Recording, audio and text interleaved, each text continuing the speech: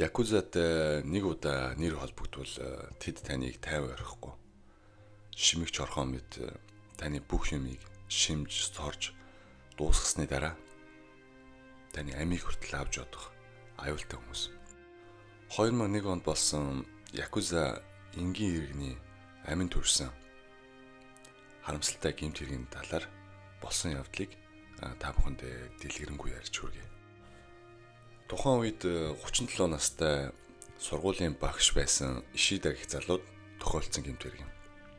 Ишида нь интернетээр өөрийн тийм блогийг бичдэг байсан бөгөөд өөр тохиолдсон явдлуудаа бүгдийг нь тэмдэглэж одоо тэр блогод үлдээснээр энэ гэмт хэрэг одоо олонний дунд яригдж үлдсэн байна. 37 настай байхдаа ганц бие байсан бөгөөд интернетээр 19 настай одоо охинтой танилцж одоо харилцаа өсгөж эхэлсэн байна л да. Нэлээд удаа мессежээр одоо харилцсны сүүлдээ одоо хоорондоо уулздаг болж эхэлсэн байна. Уулздаг болоод тийм хосын харилцаатай болж эхэлсэн байна л да. Одоо гадуур хамт хоолнд ордог, кино үздэг, бие биендээрээ очно. Энэ үед одоо сургуулийн багш байсан Ишида нь өөрийнхөө одоо хайраа оллоо гэж одоо маш их тийм догдолж баярлаж байсан бол эмэгтэй нь Ишидаг ерөөсөө мөнгөний зорилгоор түүнтэй уулзч эхэлсэн ба. Түүнээс ерөөсөө мөнгө салах зорилгоор Ишидадад одоо харилцаа өсгөж уулзч эхэлсэн ба. Тэгээ энэ хоёрын ерөөсөө одоо энэ харилцаатай уулзалт бол ерөөсөө анханасаа тийм төлөвлөгөөтэй тийм ловер байсан байна л да. 19 настай эмэгтэй ард Шимэ Мүнэ гэх одоо Якуза одоо ерөөсөө энэ хэргийг ингээд цаанаас нь зохион байгуулаад байжсэн. Тэр хоёрыг хооронд нь ингэж уулзуулаад албаар те бүр Ишида гэх залуугийн мэдээллийг олж аваад ганц бие те 37 настай сургуулийн баг мэдээж ганц бие болохоор хадгаламж бас нэлээд мөнгө хадгалсан байх боломжтой. Бүх мэдээллийг нь олж аваад албаар ингээд одоо уулзуулж байгаа юм л да.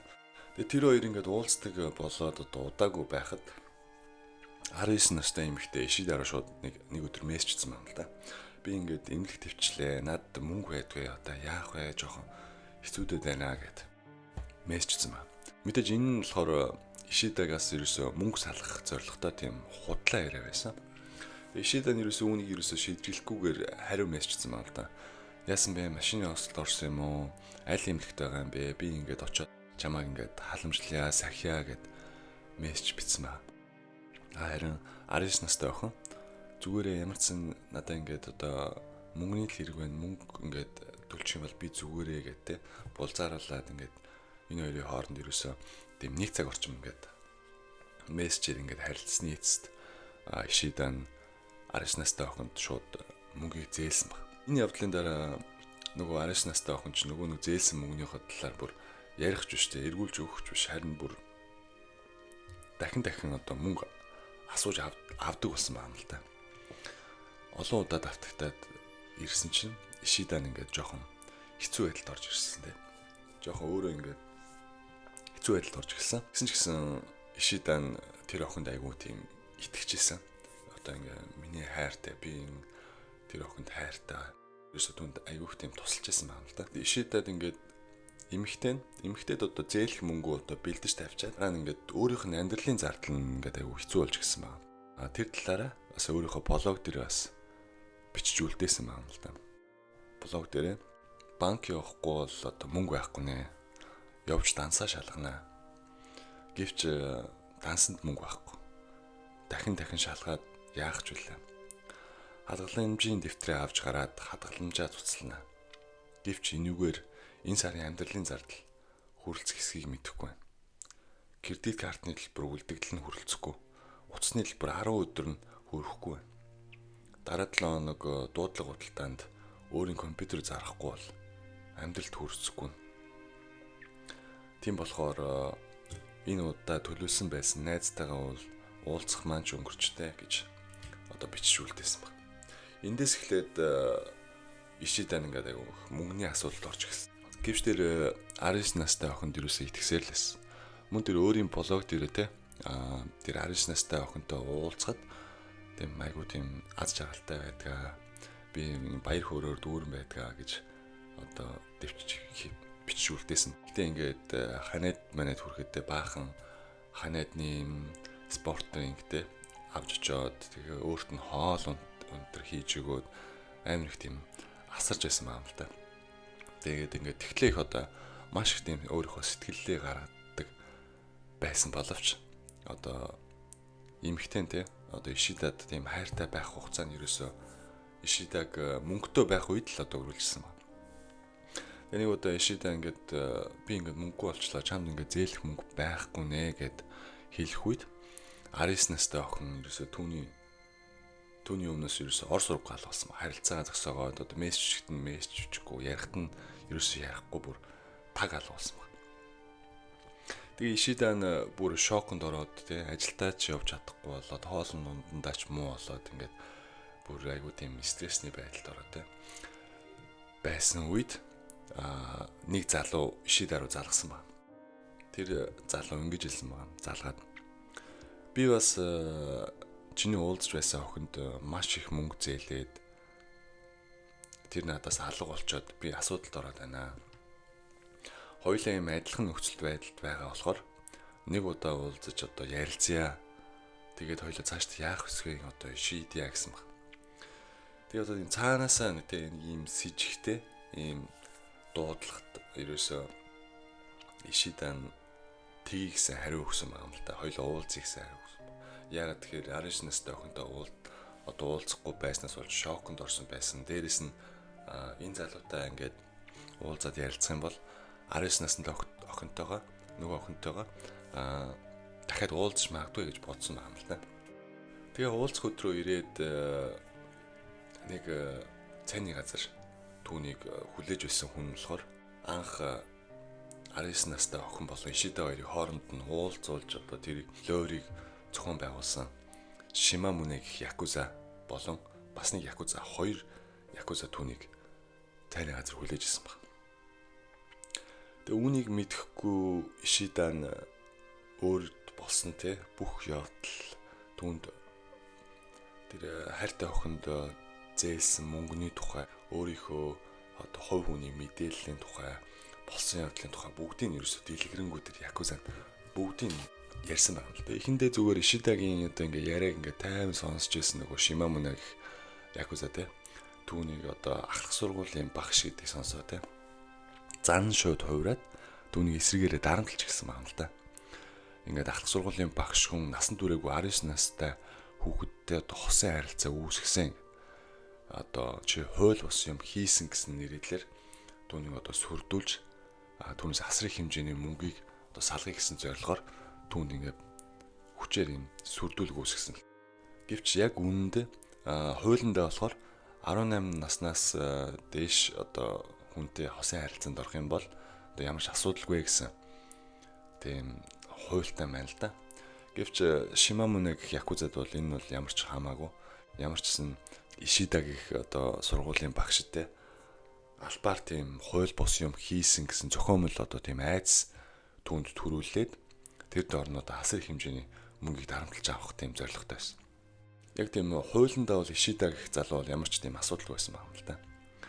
Тэгээд түүнийг асар их хэмжээгээр дарамтлаад шууд дагуулад явсан байна. Токиод байрлах нэг бизнес зочд буудалд түүнийг дагуулж ороод одоо 2001 оны 7 сарын 8-наас 7 сарын 10 хүртэл одоо 3 өдөр түүнийг тэр буудлын өрөөнд түгжээд хүчрхийлж зодоод тий дарамтлаад тэр үед одоо Ишидагийн гэрийн түлхүүр өөрт байсан одоо бүх мөнгөний тий төрөвчийг авсан байна л да. Арайч өгөж одоо тий 3 өдрийн дараа суллагдаад гэртээ харихад нь ерөөсөө гэрийн ингээд нохоо ороо шиг болгосон байсан.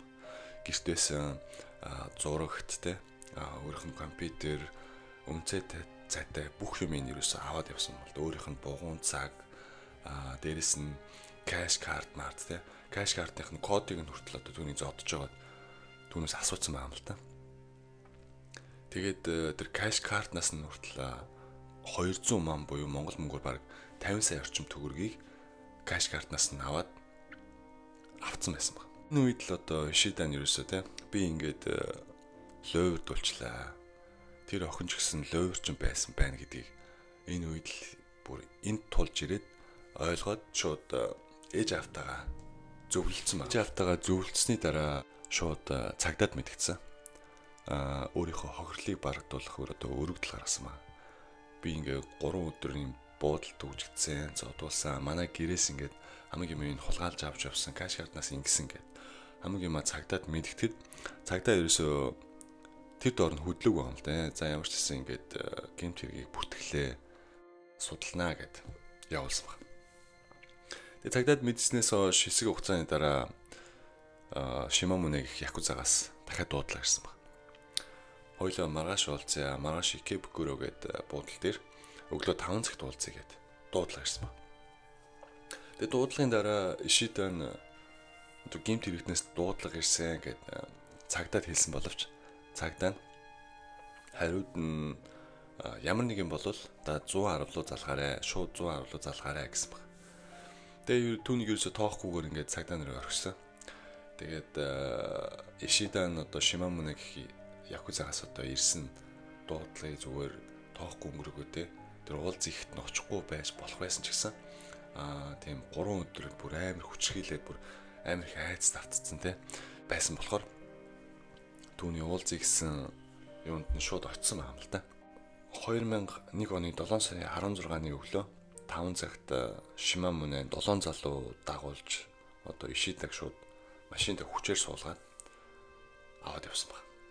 Тэгээ энэ Шимамуне гих залуу нь өмнө нас ингээд гэмт хэрэгт холбогдож ирсэн, хүн амны гэмт хэрэгт холбогдоод 7 жилийн тийм ял эдэлж ирсэн тийм маш тийм аюултай тийм якуза байсан байна л да.